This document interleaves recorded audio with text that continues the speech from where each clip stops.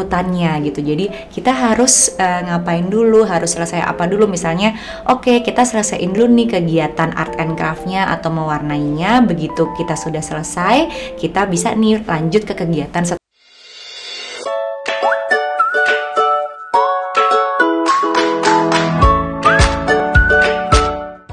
Hai dan ibu sekalian, kembali lagi bersama saya Saskia Aulia Prima, psikolog dan juga co-founder dari 3 Generasi. Apa kabarnya nih? Udah mulai memasuki lebih dari sebulan sekolah online dan juga 17 Agustusan harus di rumah, nggak bisa ketemu tetangga, nggak bisa happy-happy kayak biasanya. Tapi tentunya pasti tetap happy ya, punya quality time sama keluarga di rumah. Nah, hari ini kita mau bahas sebuah topik yang mungkin seringkali jadi kegalauan para ayah dan ibu sekalian. Yang biasanya kita lihat nih kalau misalnya anak sekolah online disuruh menunggu tuh susah, atau kadang kalau usah sekolah online kita mau minta anak gantian sama adik kakaknya, atau misalnya nunggu sesuatu deh sabar dulu, itu kayak susah banget. Nah, jadi banyak banget yang sering nanya nih ke 3 Generasi, gimana sih caranya untuk melatih anak supaya bisa menunggu dan supaya bisa sabar. Itu yang akan kita bahas hari ini di video ini. Tapi sebelumnya jangan lupa klik dulu tombol lonceng dan juga subscribe-nya, jadi nanti kalau 3 Generasi punya video baru bisa langsung dikabarin. Ayah dan ibu pastinya tahu ya kalau memang kemampuan untuk menunggu gitu, sabar itu ternyata penting banget nih manfaatnya di jangka panjang gitu. Sebetulnya membantu juga anak untuk punya kontrol diri yang baik. Dan sering banget ya kita sebagai orang tua mungkin kepinginnya, tujuannya bagus gitu, pingin cepet-cepet anak nih bisa belajar menunggu, bisa belajar sabar. Tapi memang namanya anak-anak kadang suka menguji emosi kita ya. Jadi seringkali juga akhirnya kita suka kelepasan nih emosional pada saat minta mereka untuk nunggu atau sabar. Nah, ternyata sebenarnya ada banyak cara lain supaya anak tuh lebih bisa belajar menunggu, belajar sabar, dan gak ngerasa menunggu atau sabar itu sesuatu yang nyebelin. Memang ada prosesnya sendiri. Nah, abis ini kita bahas satu-satu ya tipsnya.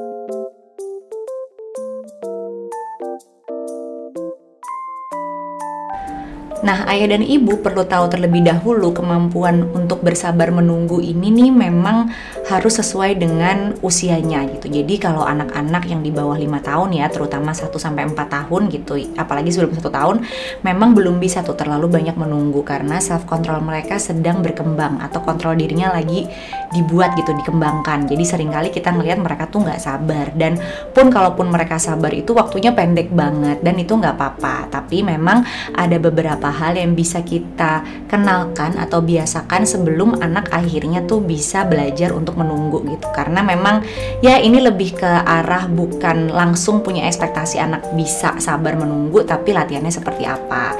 Yang pertama adalah membiasakan anak untuk memahami emosinya. Jadi sering nih kita mengungkapkan emosi yang kita rasakan apa, anak rasakan apa gitu. Karena dari situ pada saat menunggu misalnya dia sebel gitu ya, atau dia kesel, kita bisa sambil mengucapkan emosinya supaya dia juga lebih bisa memanage atau mengatur dirinya. Jadi kita bisa bilang, oh kakak sebel ya, atau kakak marah ya karena harus nunggu gitu. Jadi paling enggak dia bisa mengungkapkan lewat kata-kata, dan nggak sabarnya jadi nggak harus marah-marah atau mukul, nendang, lempar dan lain sebagainya gitu. Terus kemudian yang kedua juga menunggu ini bisa diajarkan dengan cara kita itu tuh banyak-banyak komunikasi sama anak. Kenapa? Karena pada saat berkomunikasi itu kan ada pihak yang berbicara dan ada pihak yang mendengarkan gitu. Jadi bisa ganti-gantian gitu supaya anak tahu taking turns-nya, kapan sih giliran dia, kapan sih giliran orang lain gitu. Jadi bisa lewat sesuatu yang kita sering nih ngajak anak berkomunikasi, bersosialisasi ya antar kita sendiri kalau nggak bisa diajak keluar gitu, supaya anak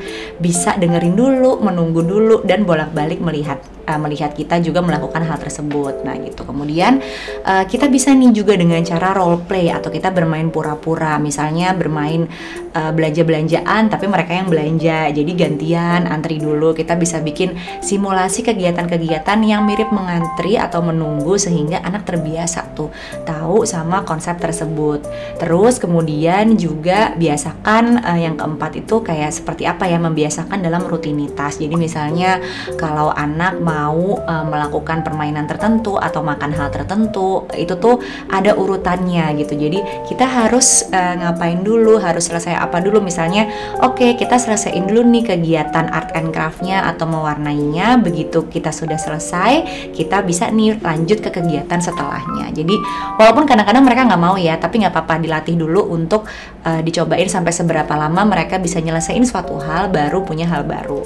Nah kemudian juga kita bisa membantu anak menunggu dengan cara kita kasih timer nih atau alarm gitu. Jadi aku sering banget kalau ke anak aku misalnya, oke, kita bisa lanjut ke kegiatan setelah ini atau kita bisa ngapain lagi, tapi kita harus tunggu dulu ya belnya bunyi gitu. Jadi anak terbiasa nih, awalnya mungkin cuma 2 menit, kemudian 3 menit, lama-lama 5 menit. Jadi kayak ditambah juga seiring dengan usianya, karena memang untuk anak-anak sendiri tuh nunggu 5-10 menit tuh udah lama banget, terutama yang balita. Jadi kalau bisa 10 menit tuh udah luar biasa bagus ya, even 5 menit pun itu udah bagus banget. Jangan lupa sebagai orang tua kita itu perlu banget untuk jadi role model juga supaya sabar, supaya nunggu gitu. Kadang anak ngelihat kita juga gitu, anak ngerasa kita ngeburu-buruin mereka nggak, atau kita tuh sebenarnya mau juga nggak nunggu, kita mau nggak ngantri dan lain sebagainya. Jadi anak bisa lihat terbiasa bahwa hal tersebut adalah hal yang perlu dilakukan. Jadi dari alam bawah sadar mereka juga udah terbiasa ya, nggak harus kita suruh-suruh marah-marah, karena sebenarnya mereka belajarnya dari ngelihat kita juga.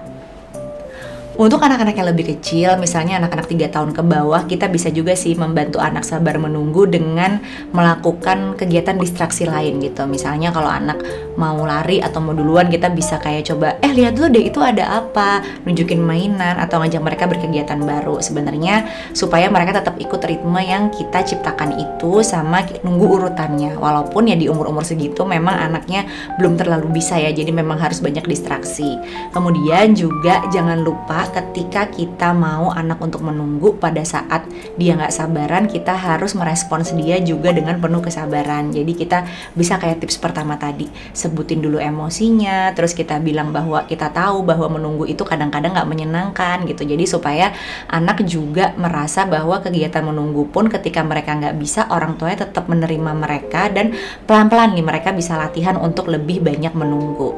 Jangan lupa juga diberikan pujian gitu ya, yang spesifik sih, encouragement sebenarnya ketika anak berhasil menunggu. Misalnya pada saat anak menyelesaikan dulu kegiatannya, dia baru makan snack gitu, kita bilang, wah sekarang udah bisa ya selesai menunggu dulu sampai kegiatannya kamu selesaikan, baru kita melakukan hal lain. Jadi anak tahu bahwa hal tersebut memang hal yang benar dan hal yang diharapkan, jadi termotivasi nih untuk ngulangin lagi. Nah itu dia beberapa cara untuk melatih anak menunggu, terutama balita. Nanti kalau ayah dan ibu punya saran atau komentar atau mungkin punya cara lain, silahkan komen di kolom komentar ya. Dan jangan lupa kalau infonya menarik, tolong di-share ke teman-teman yang lain. Jadi jangan lupa juga follow 3 Generasi di Instagram dan juga TikToknya @tigagenerasi. Sampai jumpa.